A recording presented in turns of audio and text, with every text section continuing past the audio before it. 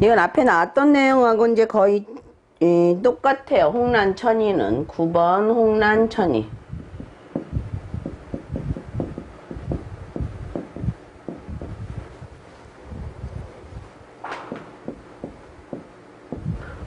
(9번) 홍란천이요. 홍란천이는 자 동적인 도화에, 그러니까 도화의 의미가 가장 강력하죠. 동적인 도화로. 동적인 도화다.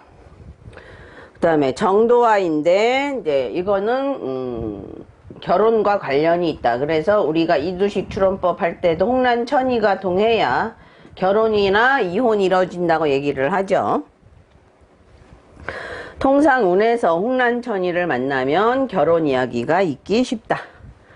더욱 소한 유년의 부처궁에서 화권을 만나면 대상이 당신을 향해서 구혼하며 화록을 만났을 때 더욱 도화성의 화록이면 비교적 육체관계가 존재한다. 자, 화권이 있으면, 정성에 화권이 있으면 상대방이 적극적으로, 나한테 화권이 있으면 상대방이 적극적으로 결혼 이야기를 하고요. 적극적으로.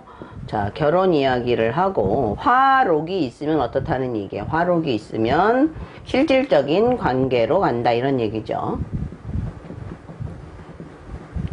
관계로 간다. 자, 홍란천이 외에 이제 뭐 유년홍란, 유년천이가 있는데, 이것이 만일 대모와 전택궁의 재백궁에 동상할 때는, 그러니까 대모라는 건 라니와 대소모 있죠. 대소모, 대모, 소모, 또는 이제 여기서는 빠졌지만 직업, 지공 이런 거 있을 때는 도화 때문에 돈을 많이 쓴다. 그 다음에 돈이 많이 나간다. 돈이 많이 나간다. 재래적어가 돼요. 많이 나간다. 그러니까 홍란천이라는 건 돈이 들어올 때 좋으면 왕창 들어오고 운이 나쁘면 왕창 나간다는 의미가 있어요.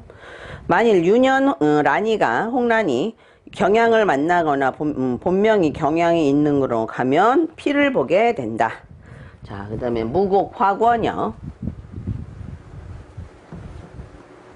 그러니까 그냥 있는 사주보다 록권이 있는 사주들이 애정 문제에서는 조금 더 여러 명의 애정 관계가 있을 수 있다. 여러 애정 관계가 있을 수 있다라고 볼 수 있겠죠. 10번 무곡 화권. 무곡 화권이 운의 부처궁에 있으면 동시에 두 대상과 규제한대요. 무곡 화권이 우리 주로 유부녀, 유부남이라고 많이 얘기하잖아요. 근데 이제 징계전씨는 두 사람, 그러니까 쌍선을 달리는 거죠. 두 사람과 인연을 지어서 여기 또 이렇게 두 사람과 인연을 짓는다. 삼각관계를 만들 수 있는 소지가 많이 있겠죠. 그 다음에 자파동공은 아까 자파가 음분대행이라고 얘기를 했죠.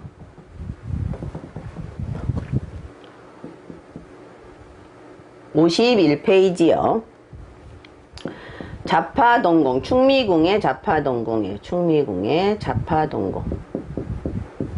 충미궁의 자파동공은 음분대행이라는 이야기가 있는데, 충미궁의 자파는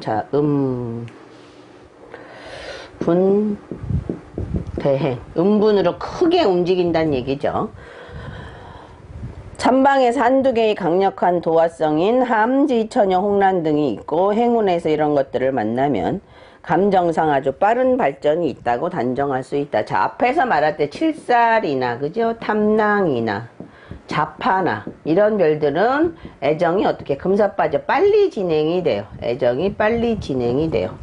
그러니까 가장 늦게 진행되는 건 태음이에요.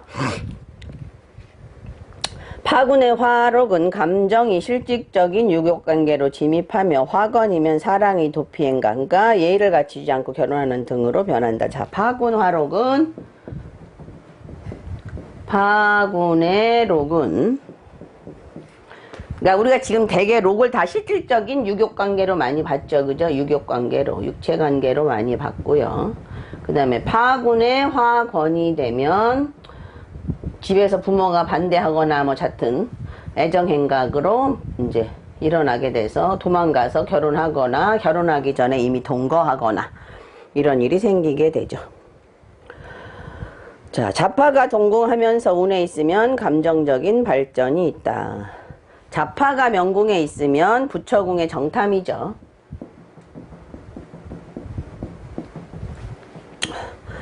그래서 부처궁이 염정이 되고 천상수명이는 대궁에 자파가 있으면서 부처궁에 정탐이 있게 되죠. 정탐이 부처궁에 있으면 아주 도화 감정이 복잡하죠. 정탐은 도화 감정이 복잡해요. 정탐이 부처궁에 있으면 도화 감정이 복잡해요.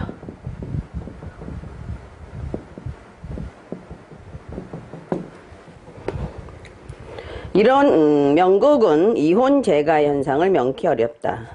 정탐의 두성이 다시 기타 조화성, 처녀, 화로, 록존 등을 만나면 이런 감정은 보통 없어지지 않으며 일정하게 풍류적이라고 단정할 수 있다. 그러니까 어느 별이든 부처 궁에 록권이 있는 건 감정이 복잡하고 이성 인연이 상당히 많이 진행이 된다. 많이 있다라고 얘기할 수 있겠죠. 12번 천동.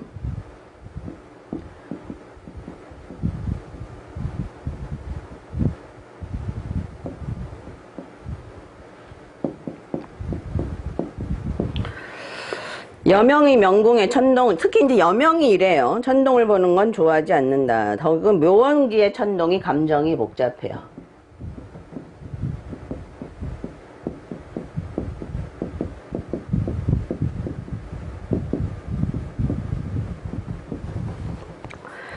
여명이 천동이 묘왕지인 자오묘유에 있거나 사해궁에 있으면 이런 사람은 감정에 불리하다.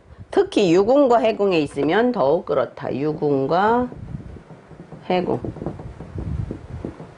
유궁은 대궁의 태음면을 보고 해궁은 천량을 보죠.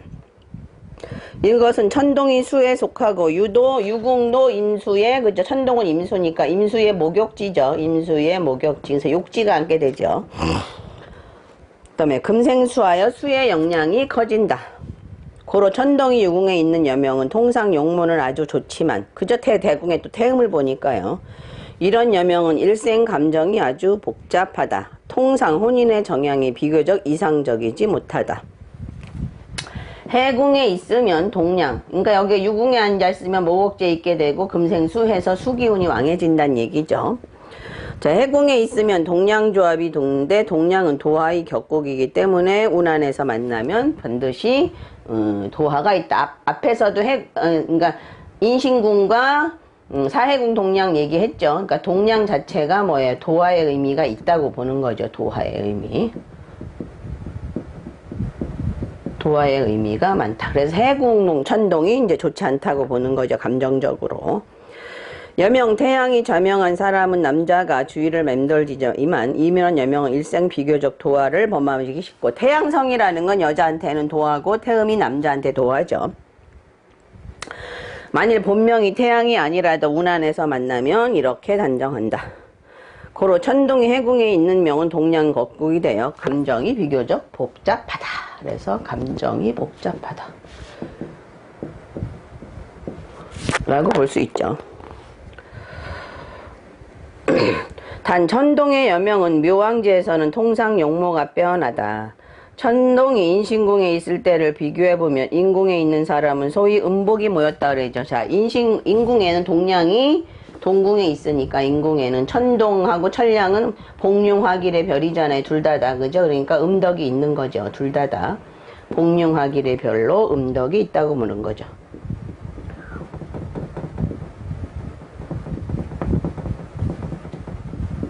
그 다음에 이제 어린아이도 좋다 그러고 어른도 좋다 그러고 이런 거죠. 일생 복이 후하나 일생 감정이 복잡하다.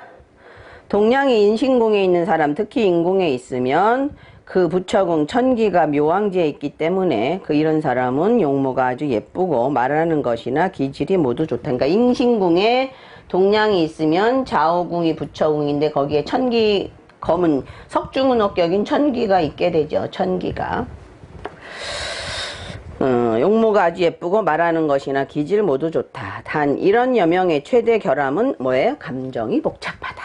누누이 얘기하죠. 감정 복잡.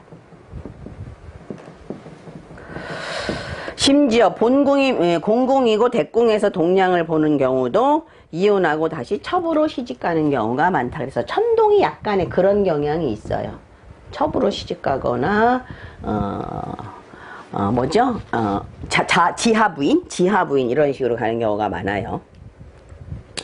53페이지요. 여자 명궁에 태양이 자명하는 것을 싫어하는 것 외에 일월이 자명하는 것도 싫어하다. 감정이 복잡하고 다시 도화를 만날 경우는 더 엄중하다. 일반적으로 말해서 도화성이 가장 좋은 것은 홍란천이이며 그 나머지는 비교적 나쁘다. 만일 운한부처궁에서 염정탐랑이 있을 때 모두 비교적 부정하고 더욱 염정탐랑이 떨어지는 도화는 절대 부정하고 다시 처녀함지를 보면 절대 이런 현상이 있게 된다. 이런 얘기죠. 자, 그 다음에는 이제 소성의 도화성을 할게요.